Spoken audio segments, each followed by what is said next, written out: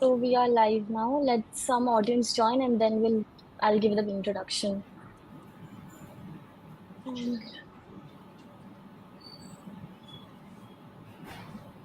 I'll just message. Yeah.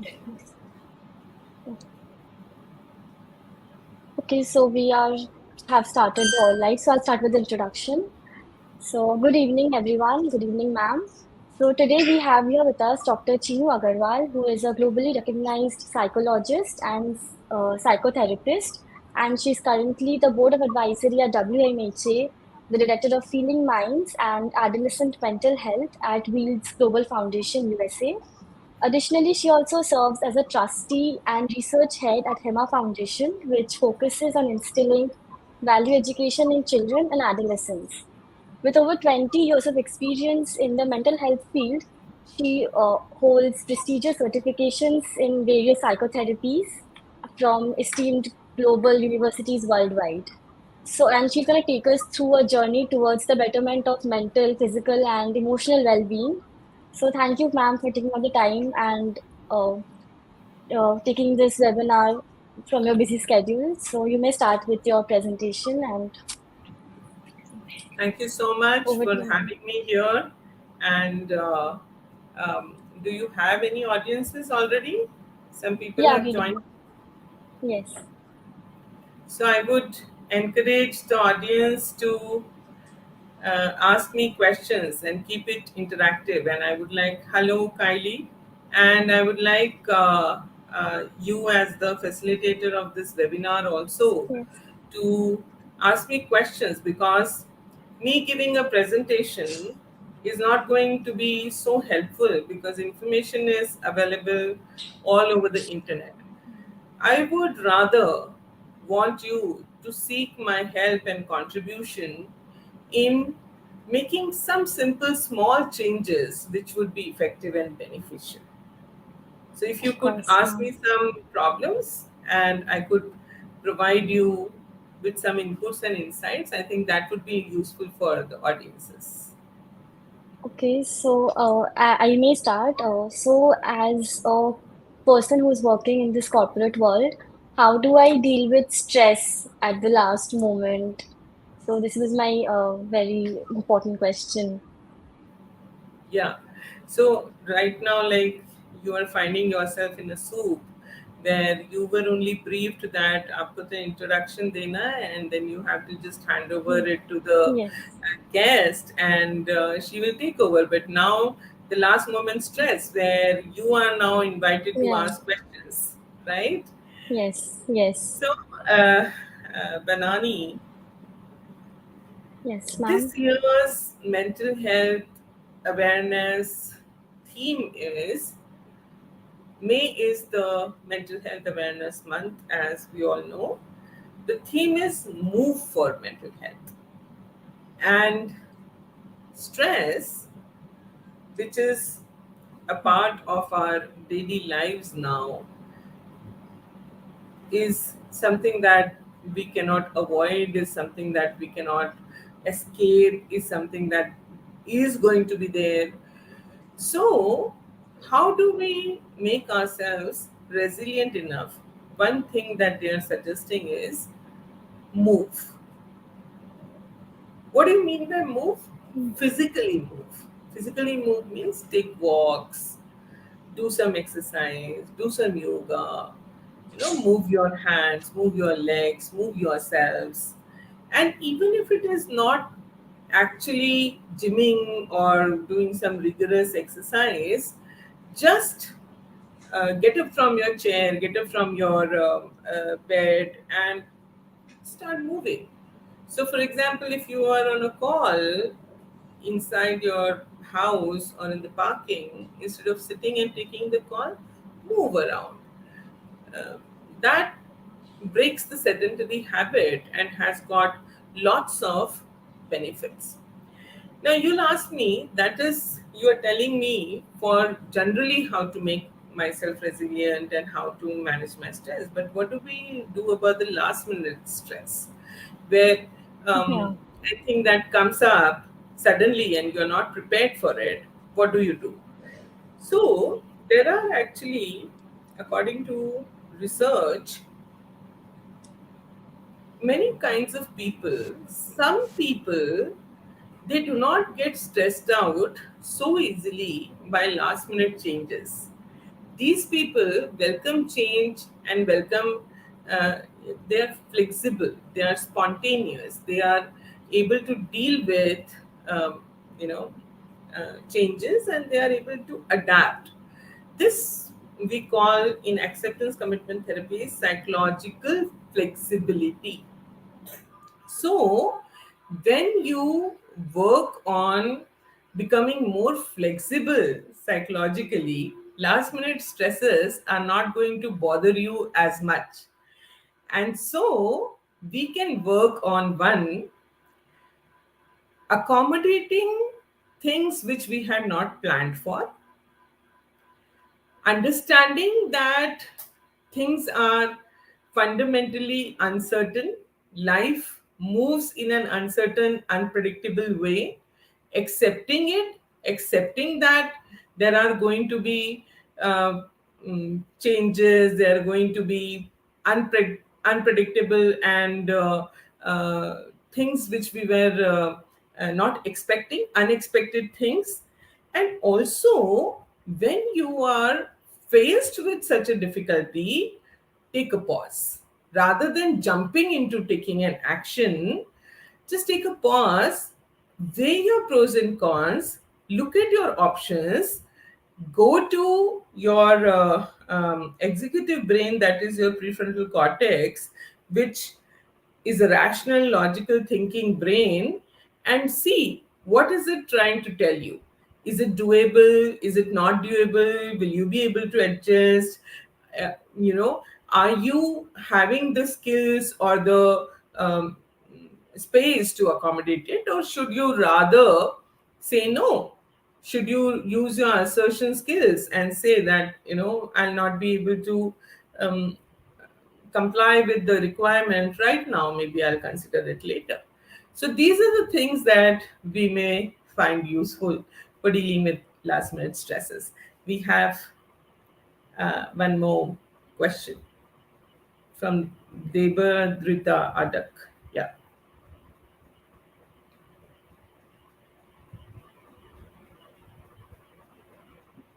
I'm unable to hear you, Banani. Could you please unmute yourself? I'm unable to hear you. Could you please unmute yourself?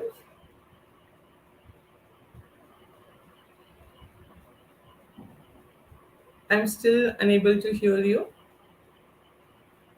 I hope the audiences are able to hear me though.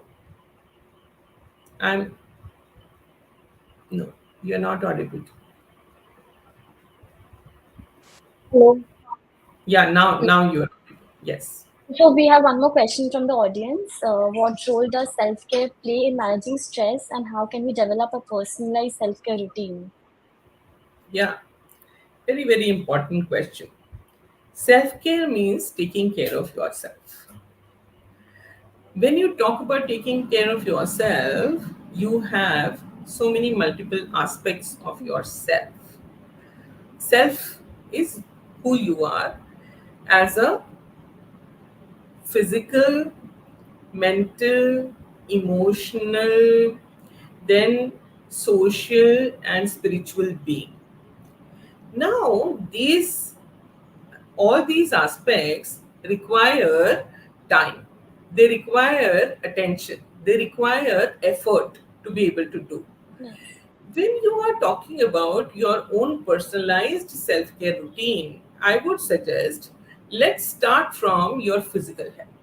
When we start from the physical health, we have got three main aspects. One, what are you eating? Two, how are you sleeping? And three, are you moving? These three are very intricately related or connected to your emotional as well as mental health as well.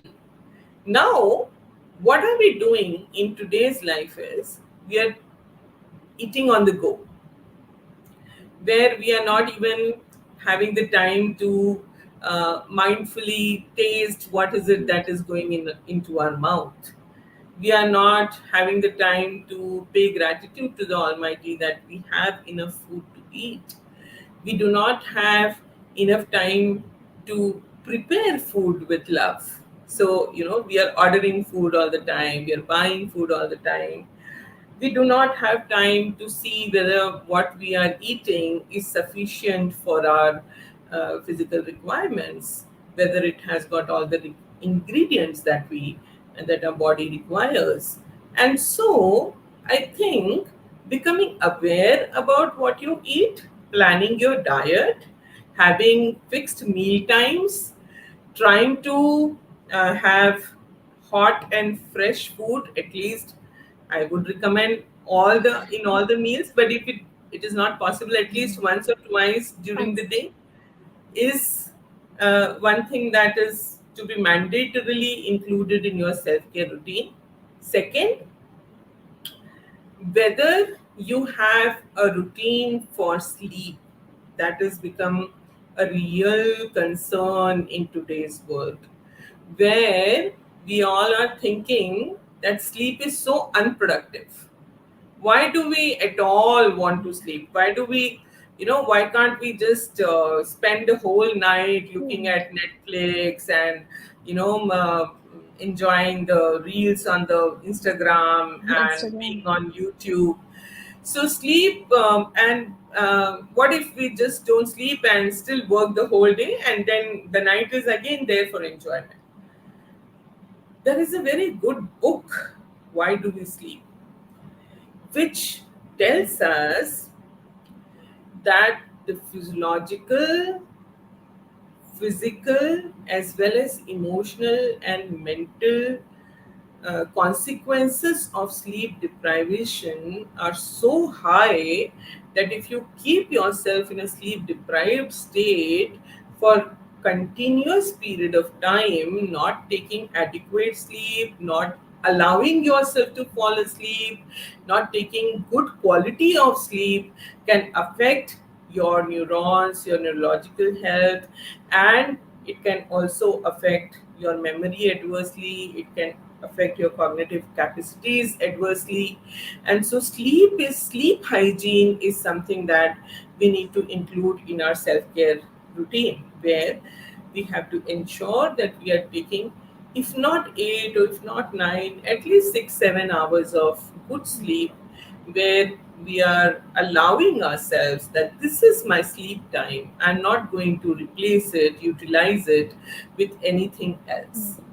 Then we come to the most important, which I was mentioning at the beginning of this webinar, is movement. So the theme itself of this year's Mental Health Awareness Month is movement. Unfortunately, the effects of pandemic have made us all the more sedentary. So there was a time when we had True. to get up and get going. Now all our work, we are Streaming. able to just sit and do it on our mobile or do it in front of the screen, and so we are just sitting and sitting and sitting. Because of this, the health consequences are, we are putting on weight, we are suffering from poor cardiac health, we are suffering from poor muscle health, we are suffering from poor health of our bones. And so the physical health as well as the mental psychological aspects of not moving, the cost is too high. A person who is stressed out, a person who is upset, a person who is in uh, the depressive state, the first thing that they want to avoid is action or movement of any kind. And so they will say, ki, we don't want to go to the office, we don't want to work, we don't want to play, we don't want to Do. go to the gym. So, what do you want to do? I just want to lie Yes. down. I just want to keep lying down. And what do you want to Isolate do? themselves. Yeah. And what do you want to do then? I just want to keep scrolling my screen. That's the passive Yeah. activity that I enjoy. all those things that they used to enjoy earlier in the um, as their entertainment. Probably they were playing some sport, or they were socializing, or they were going and reading in the library, or going out to eat with the family, are also not something that they are enjoying anymore. And so movement is having extremely beneficial effects if you include it in your self-care routine. Banani, can you help me to show them the slides which we had prepared to Yes. um, tell them the Yes. importance of including exercise and movement in their routine? And so Yes. the theme is moving for mental health. Yes. This is the first slide. Yes. And so, exercise, research is saying, is directly connected with the optimum functioning of our brain. Could you keep moving the slides? Yes. Yes, please. So, in this research which I have put it on the slide, in mind body medicine, a branch of medicine, the mind and body, they are actually seen as one functional entity. And so they are highly interconnected and influencing each other all the time. So, this is something that is a thought which we have to ponder on. So, are mind, brain, and body the same? Should we treat them as same? When we talk about the mind is an abstract entity which is related to what we are thinking, feeling, believing, what are our attitudes, and what images are crossing our mind all the time. And when we talk about the brain, it is the hardware which allows us to experience these mental states. It is actually a tangible entity which has got a definite structure. We can see it through our visible eyes, we can hold it, it has got a mass, it has got a volume, and each mental state is then associated with the physiology of the body. It affects. So, for example, your sedentary habits, they affect the body directly. Your stressful mental makeup affects your body directly. Your emotions, they have their aligned physiological senses. And so your affective states, that is your emotional states, and your immune system responses are also highly interconnected. Okay. Then what we want to see is how can we map our emotions to our bodily sensations. We can see that when we are under the stress, the body, it reacts in a certain fashion. Our muscles, they contract, our hands and feet, they become numb and cold. We have got dryness in our mouth. We feel as if we are not able to remember anything. If we could actually um, see that the breath is shallow, and all these pains that you feel in your back, in your neck, your headaches, all these are symptoms of physical stress, physiological symptoms of stress. And so these are what you can say are the direct effects of your mental state on your body, and that's why we are saying Okay. that mind and body are interconnected. Why Okay. we are elaborating this is because it is a part of the psychoeducation for ourselves and for our clients to realize that mind, if you have some calmness, some relaxation, some activities for the mind, they are going to in turn calm your body as well.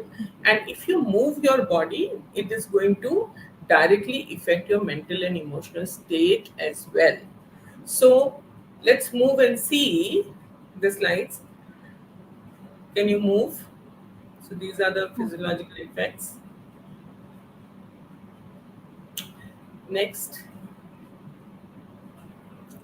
So here are the positive health outcomes of moving. Could you please quickly move them so that I can take up more questions? Yeah, we So have some questions here from the audience. these are the these are actually the benefits of exercise on depression.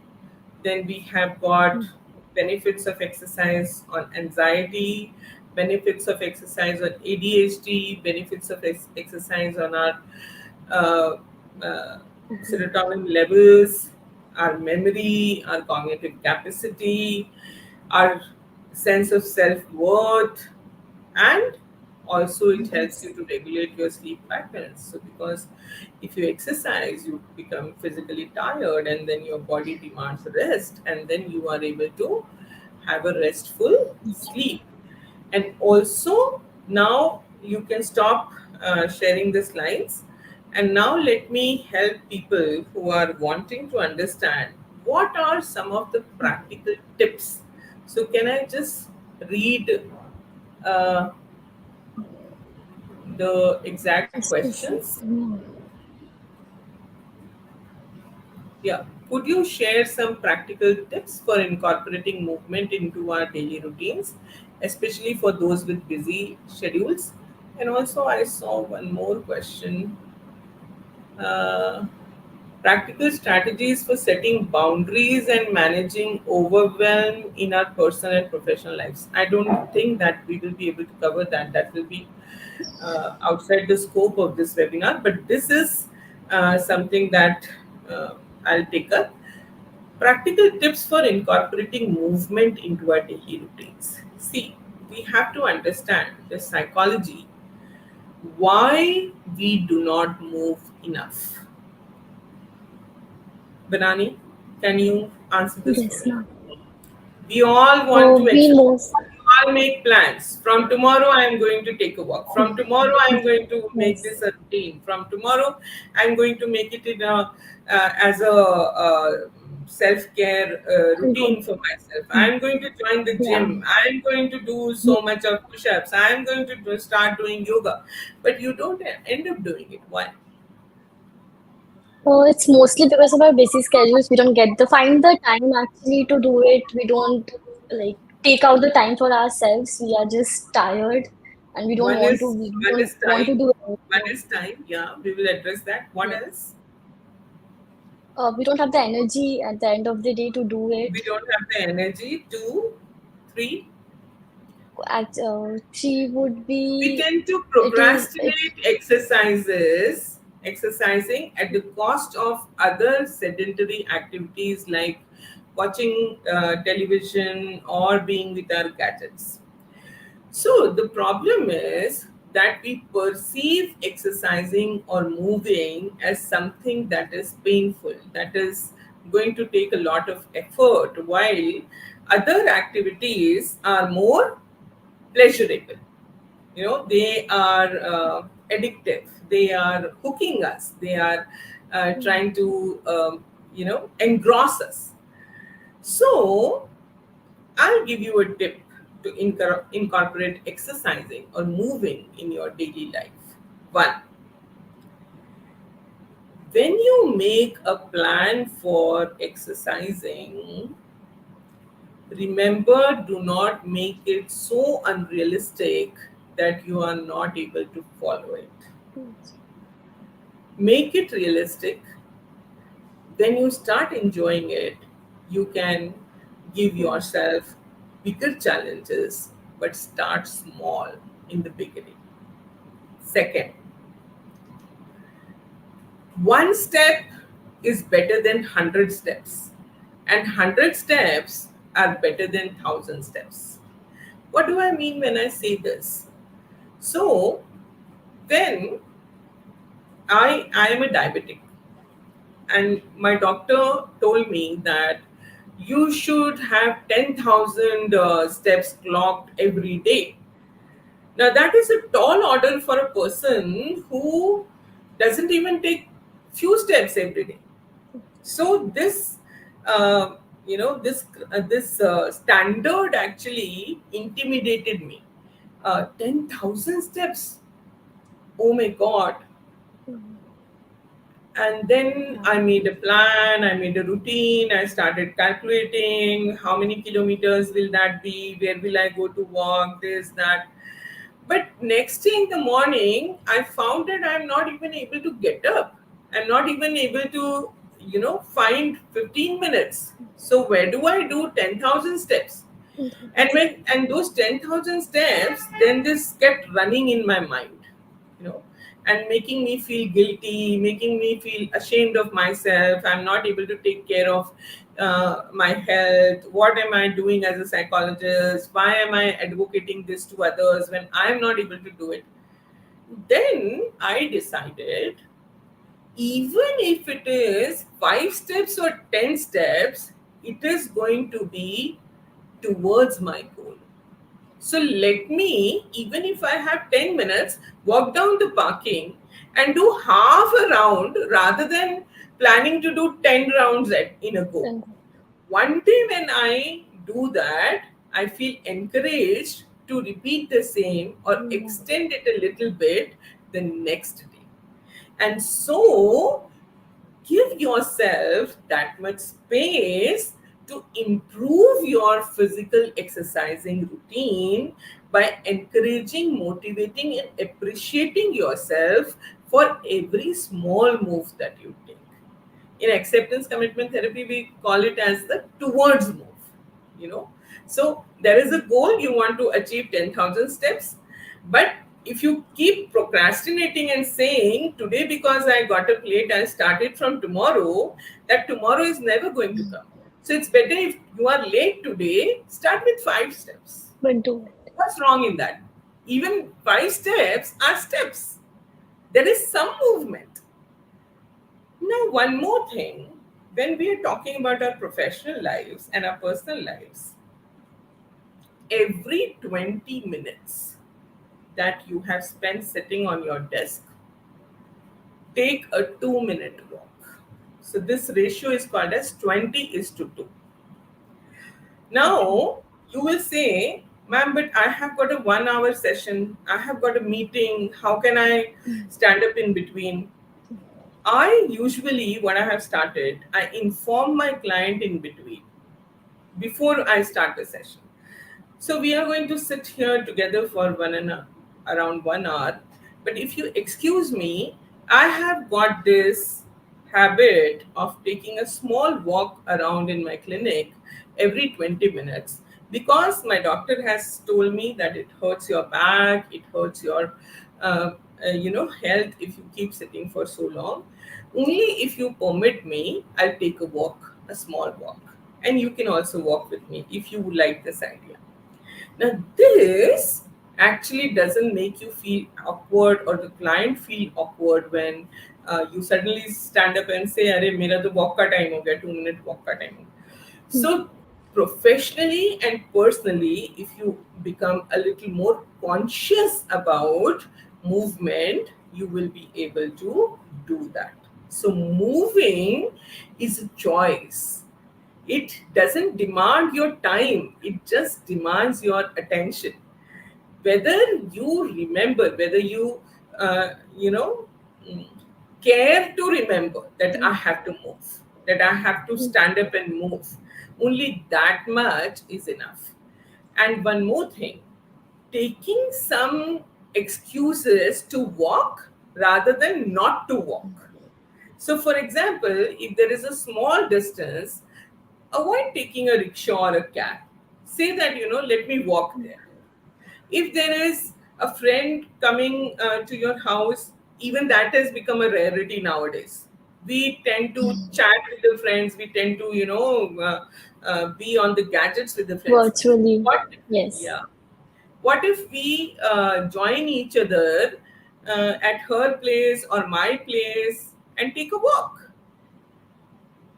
You know, that That would be walk better. is going to be beneficial for both of us, and also going to increase our social health, our connection, our bonding in the real world of friendship, rather than just putting likes on the Facebook or Instagram and putting comments over there. So I think these are a few ways in which you can incorporate movement in your daily routines. And as you asked Priyanka, uh, for those with busy Thank you, ma'am. schedules, thank you. There's one more question. Yeah. How can one behave rationally during a stressful moment? How can one behave rationally during a stressful moment? See, stress is not always irrational. There are a few more questions which are Yes. asking me about Christine. I think I've already answered Yeah, your question. Christine. There was one question which was about emotional regulation. Yes, So, here. rational stress moment and emotional regulation. So, let's talk about emotions a bit in the remaining time that we have, 10-12 minutes that we have. That will answer a couple of questions in the chat box. Dear friends, emotions are can be divided into two: positive emotions and negative emotions. Generally, there is a demand from the society, community, family, and even individuals that we should always remain in positive emotional mental state.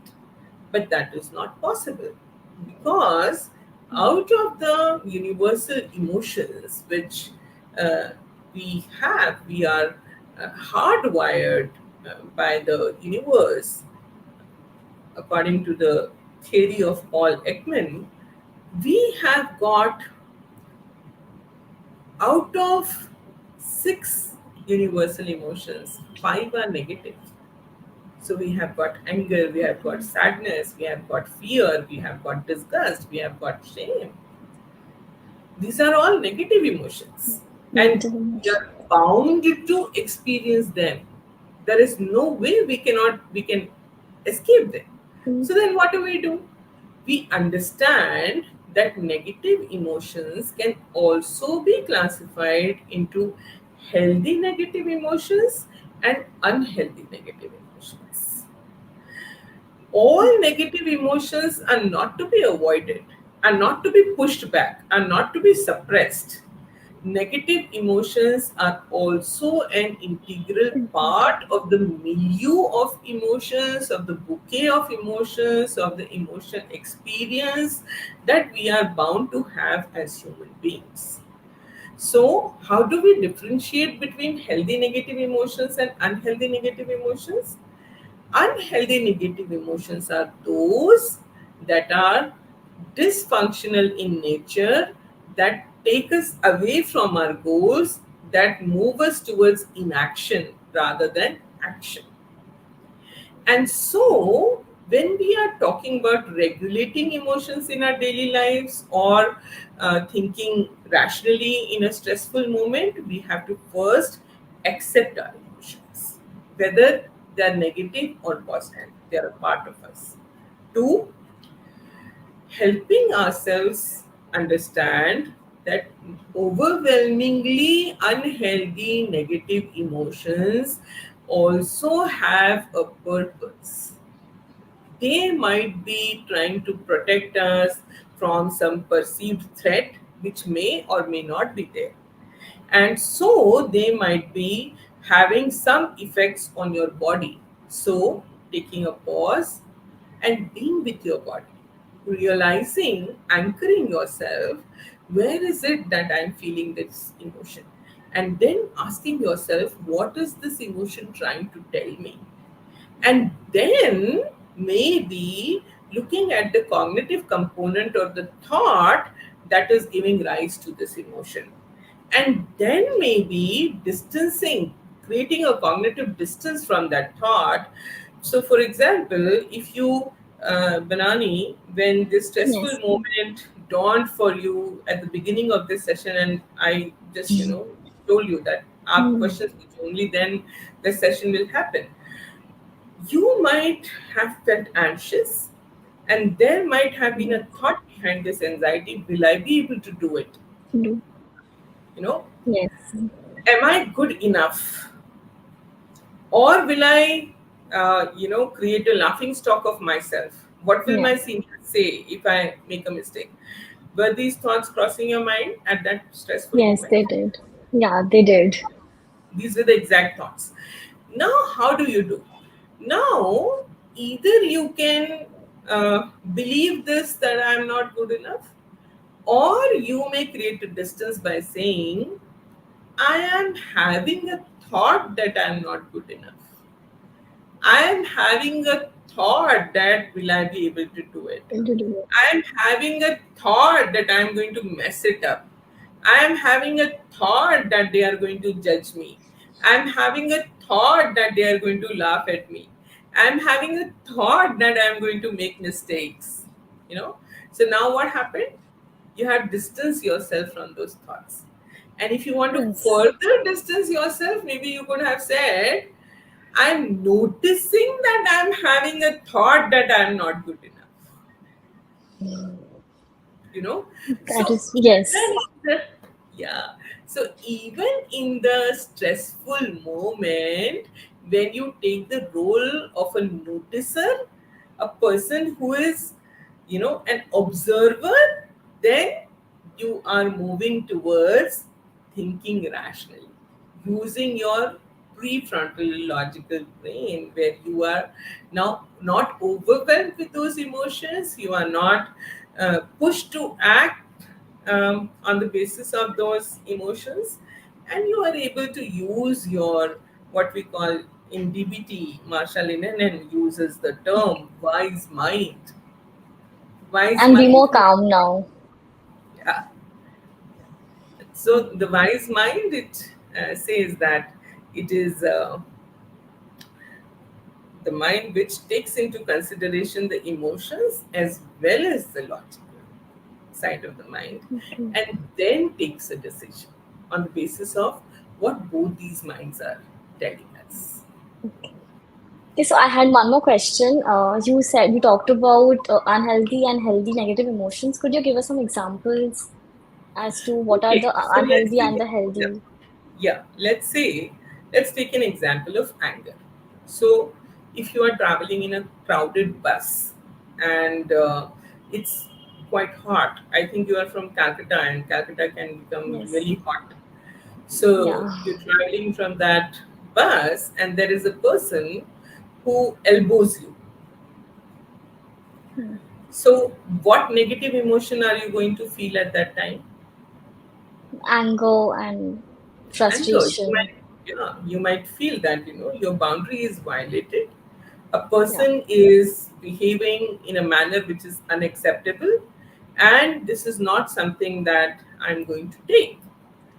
Now, the feeling of anger over here, what is the purpose of feeling this anger? Is to Just maintain your because it boundary, is the preserve your boundary. Yeah. boundary, protect yourself. So you might, in your anger, tell that person, so please keep a distance. So please mind your, I'm getting hurt. Whatever you say, that is in anger. Yeah. But is it a healthy anger or unhealthy anger? This is something we should like. We should maintain a boundary. For me, I would be doing it. I would do that. Will be doing this. So this is healthy anger. It is in the service Okay. of protecting yourself Protecting and myself. maintaining your own boundary, right? But Yes. what if instead of feeling this healthy anger, you feel so hostile and you feel, enraged, and you start creating a scene and you start, pushing that person, and then afterwards you also feel consumed with that anger. You have got shaking hands, your eyes are red, your heart is pounding. Now what has happened? This overshow of emotions.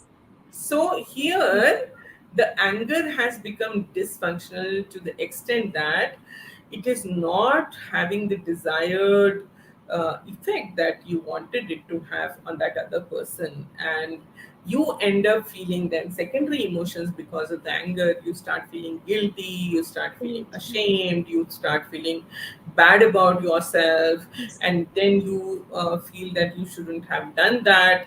Now this is unhealthy negative emotion, which was not, you know not required, which was Not not required. yeah, which was so here then maybe, and if it is a pattern, you generally get triggered like this and you have this emotion of anger again and again, then maybe uh, you should take some help as to how to regulate your anger in such situations. Okay. Similarly, you can Thank use you. an example of fear over here. There was this virus which shook the world. So every one of us was concerned, every one of us was a little scared.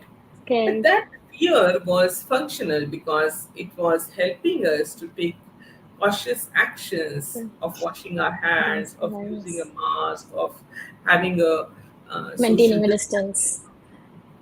And but you notice that there were some people who isolated themselves to the extent that they were not even meeting their family members. Now this was unhealthy fear, it was anxiety. So is anxiety, yes. Okay, ma'am. Thank you for the insightful answer. We have more questions here. This is from Maitri Banerjee. How to understand that any individual is really stressed and he or she should take a pause? What are the symptoms or benchmarks? um, I think, I3, if you are here, could you please clarify your question? I think you are asking me about burnout rather than stressed. I think how Stress. to recognize is someone stressed or how to help them, I think. That we have already discussed the Yes. symptoms of stress, the physiological, mental, emotional. So I think she's, Yeah. Mm, by the way she has framed her question, I think she's asking about burnout more. probably, I think so too. That's why she's saying that he or she should take a pause, and what are the symptom or benchmarks, and what is the high time. So let's assume that you are talking about burnout, which is where a person is feeling exhausted, is very tired, is now unable to function optimally, is always feeling like giving up. And so these could be some of the symptoms. And when you stop enjoying your daily routine, you stop feeling the satisfaction that you used to feel after accomplishing your tasks, and during the day also you keep feeling that, if only I could have got some rest in between, or if only I could have got some time to sleep, or if only I could have got some break from this. If these thoughts are constantly bothering you and you feel as if, things should just get over somehow, you don't feel that enough energy mentally or emotionally, you don't feel the motivation to do it, then you can recognize that this is a phase of burnout, and you should definitely take a pause at that time and find yourself some place to relax, some person to talk to, some getaway, some break where you can, you know, detoxify yourself, where you can, move away from your gadgets and just enjoy what you Mm, would like to do for a few days. thank you, ma'am. So if I'm just gonna see if we have more questions. We have one more question here. How can we make our daily conversations more supportive and understanding to help reduce the stigma around mental health? Sakshi, one of the things that we can do is we can accept people with all their quirks. where we can stop judging if they are uh, not seeking help, or if they are reluctant to talk about their mental health issues, or if they are scared of being judged. So the language of support and understanding could be that instead of using normal, you can say it's natural in this situation for anyone to feel like the way you are feeling. And I can understand your feeling of unsafety, of not being able to seek professional help or talk to someone about your deeper feelings. I know that culturally we are a very judgmental society, and it's hard to trust someone with your deepest of vulnerabilities. This could be a supportive and understanding tone of conversation with people, where they now start, uh, you know, getting this message that whatever I'm feeling is It's natural, and it's natural. okay for me to seek help Feel or that talk way. to someone. Okay, ma'am. So, you don't have any other questions? I think that's Thank it you from so the much, audience. Vivania. Time is also Thank over, you. and Thank you I so much really for joining us, enjoyed ma'am. interacting with you and all the audiences. It was Thank you lovely so chatting much with for you. having me. Thank you Thank you. so much. Thank you. Thank you.